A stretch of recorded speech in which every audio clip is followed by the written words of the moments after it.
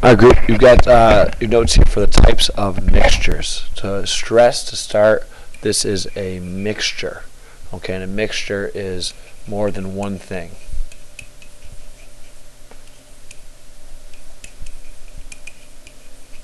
The terms we have here, first one is solution, we have suspension, and colloid. Three different terms there. The solution, I want you to think of stuff like salt water, sugar water, or carbon dioxide in a soda. This picture here is an example of a solution. Alright, we've all seen that where you mix something into water, stir it, and it's almost like that solid goes away. So here's your example: salt water, sugar water, and carbon dioxide in a soda. Kind of funny to think about a gas being a solution, or part of a solution of liquid. The properties of these: the small particles, they can't be seen with the naked eye. They don't separate when you leave it alone. If you left salt water by itself, it wouldn't separate. And then if you put it through a filter, it wouldn't separate. Same as if you let the put soda through a filter, it's not going to get the CO2 out. And also you can put water through it, you can put light through it, and you won't be able to see the light.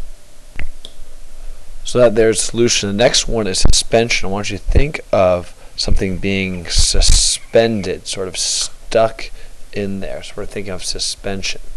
There are examples of suspension, something like muddy water, glitter in a fingernail polish.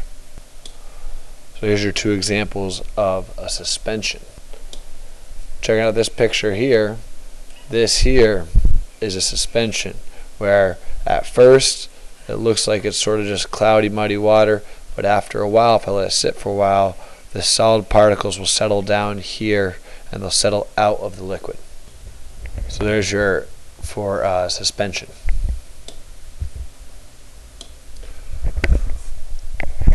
For a colloid, we're thinking stuff like milk, whipped cream, blood, mayonnaise. These are all examples of a colloid. Essentially, a colloid is multiple things together that cannot be separated. They cannot filter them out. However, they are a little bit larger particles in a solution, and they do what's called a Tyndall effect.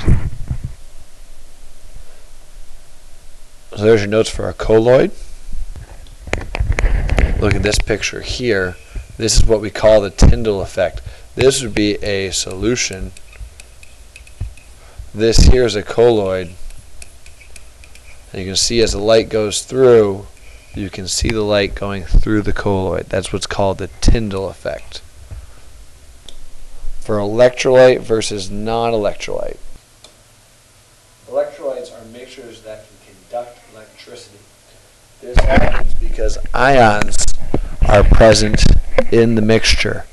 Aqueous ionic compounds, so like sodium chloride, and acids are electrolytes. We see electrolytes in the sports drink world.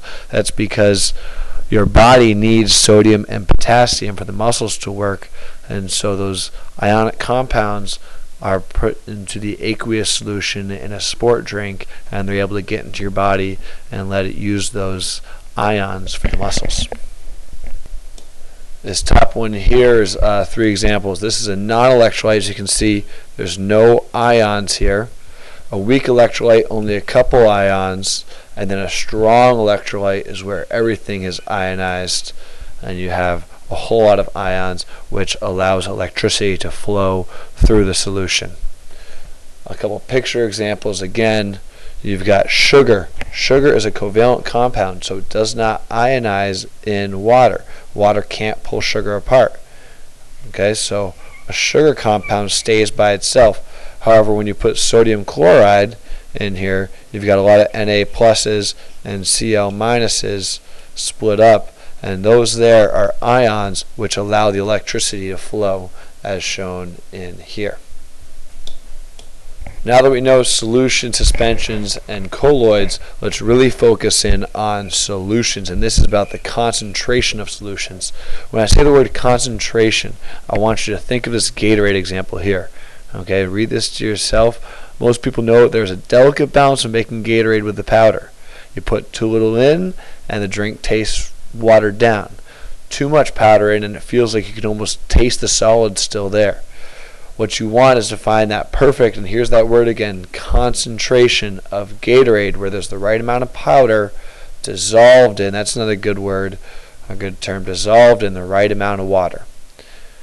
It's also important to know, let's say if I have a water bottle that has the perfect concentration and I pour that water bottle into a big bucket, so small bottle into a big bucket, and I put all that small bottle stuff in, and if I add more water up to here, I'm going to have to add more powder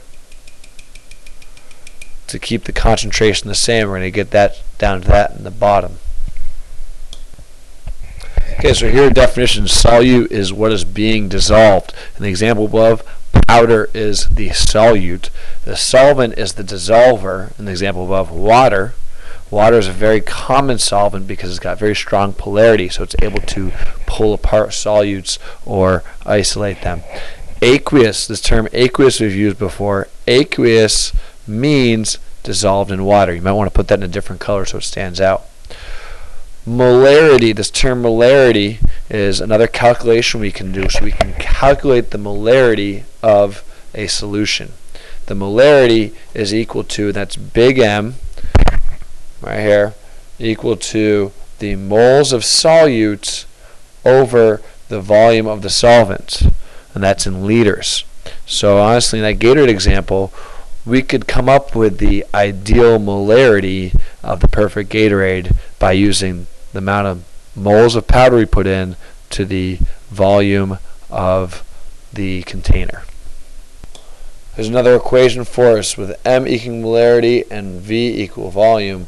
We can write down M1 times V1 is going to equal M2 times V2.